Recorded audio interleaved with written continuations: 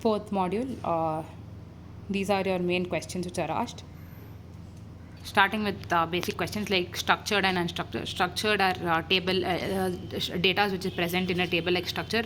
Follow RDBMS method of this thing. You mainly used in banking and keeping of computing logs. And then your unstructured data is mainly of your logical schemes, your videos, text, and then used mainly in businesses for business processes. Then you have supervised and unsupervised data. Your supervised data is your inputs and answers is already known, and then you're connecting. You have a training set. And then your classification is done. Your unsupervised data, it's a factory of machine.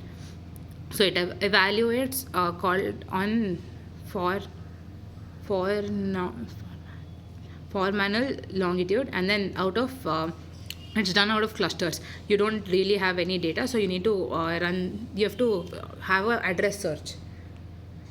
The unsupervised data is in form of these clusters. So what happens here is you use k means clustering to divide it and group it into terms. So every output may be different, but it will be closer to your expected values. That's how you find defects.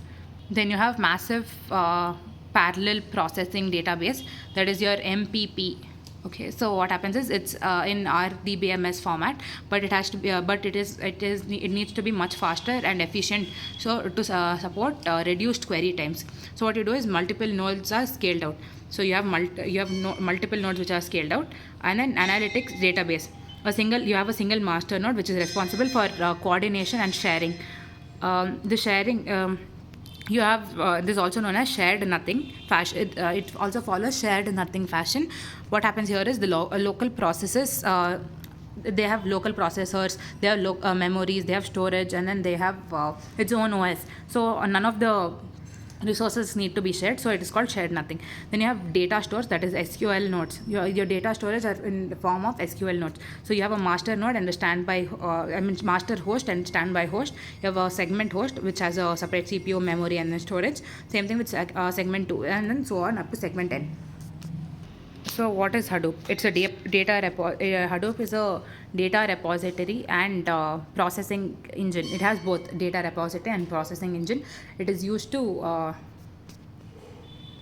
it was mainly used to manage the data. So you have two elements, that is HDFS and MapReduce. HDFS stores the data across multiple nodes, and then MapReduce splits the larger tasks into smaller subtasks and then runs them in parallel. So you have a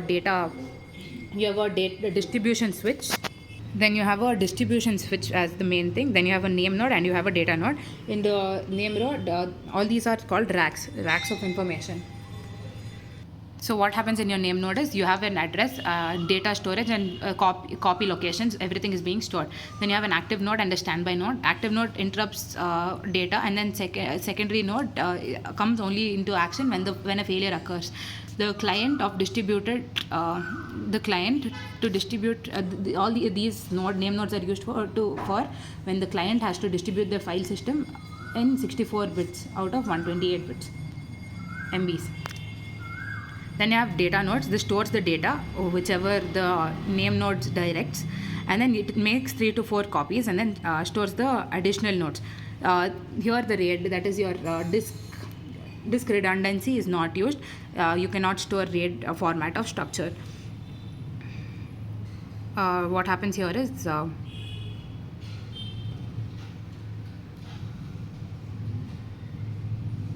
you have a HDFS. You have a HDFS client who writes into a name node. This name node divides the format. So what happens here is you have namespaces, that is allocation, and then you have block management system being taken place. Then you have what is Apache Kafka. This is a real-time event. It's a real-time event where which is recognized by devices. It collects data from preparing whichever data has to be prepared for processing. It is a distributed subscriber messaging system. The main goal is to connect the data sources and allow them to the consumers to connect the data for how they want to use it and when they want and the way they like it. So you have a producer, you have a consumer, and you have a Kafka cluster. So what happens here is it is divided in basis of topics, and then you have message brokers over here. So it uses a Kafka node to deliver the data. Here you have Spark Stream, and then you have Storm and Hadoop.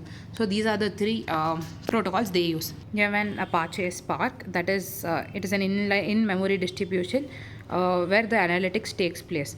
So in Hadoop, what happens is they run jobs very quickly, and then the MapReduce operates the read and write back to the disk, which means that latency through each disk, latency is introduced through each disk.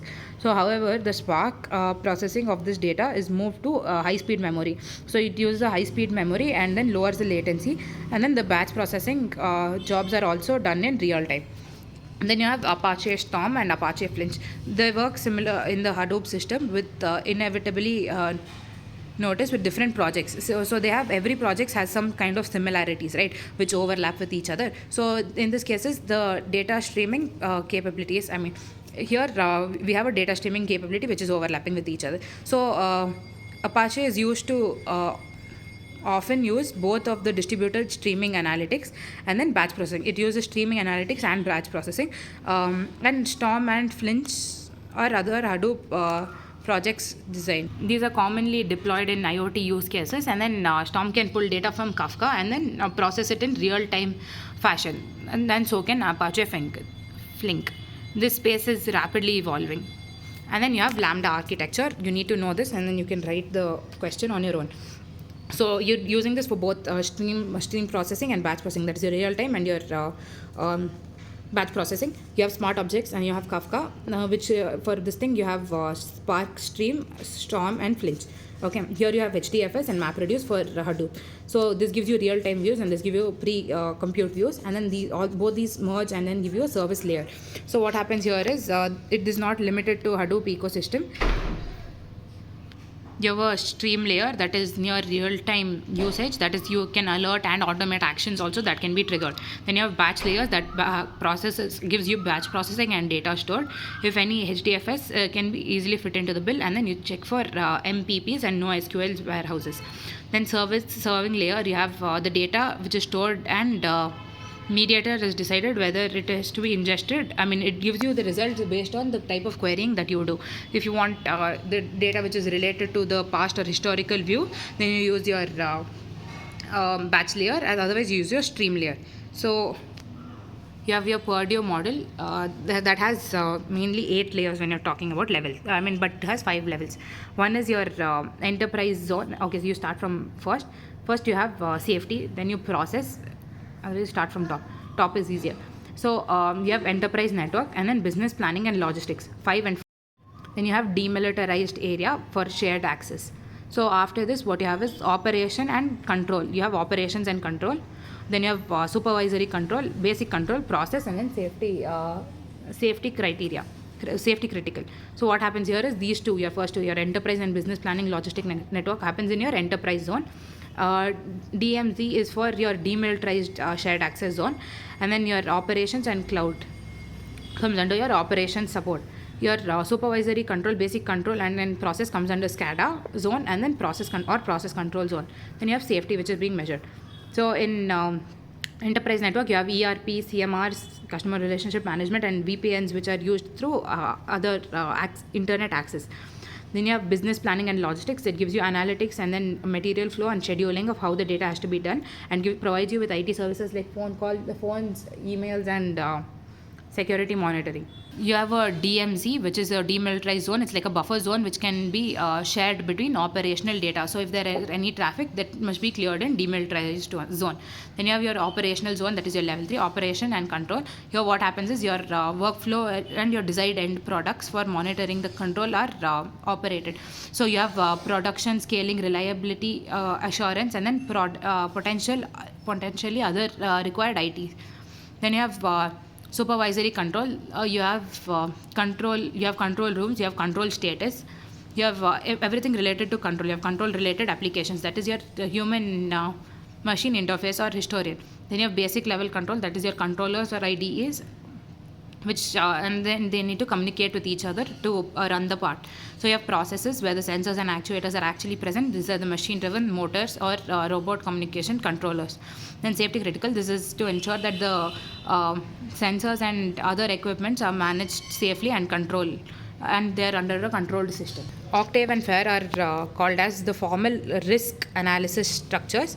So in under Octave, that is your operationally critical threat asset and vulnerable evaluation. This has undergone multiple iterations. So you have multiple iterations, and you're coming up with a plan to make sure that the risk analysis is done, and then you have steps to prevent them. So you have Octavo Allergio steps and phases.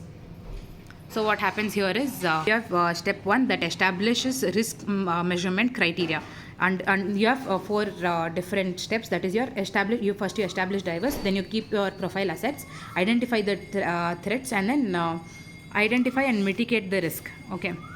So under 1 you establish the criteria for risk measurement, then you develop information and asset profile. So if you have a problem, you have to make a portfolio on what the problem is. So you identify information and put the assets in containers. Then you identify area of concern. You find out which area is in which area the problem is occurring, and then identify the threat scenarios. What is the threat which occurs? And then you have to identify the risks, analyze the risk, and then mitigate the risk. You identify the risk, which is already done here. Identify the threat scenario. You identify the risk directly over there, and then you analyze the risk and then mitigate the risk. This is what happens in your Octave. So your balanced information is focused on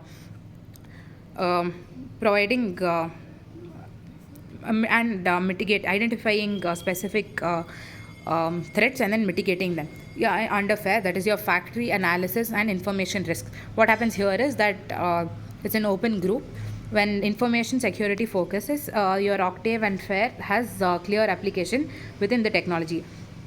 So for potential, you have a clear this thing.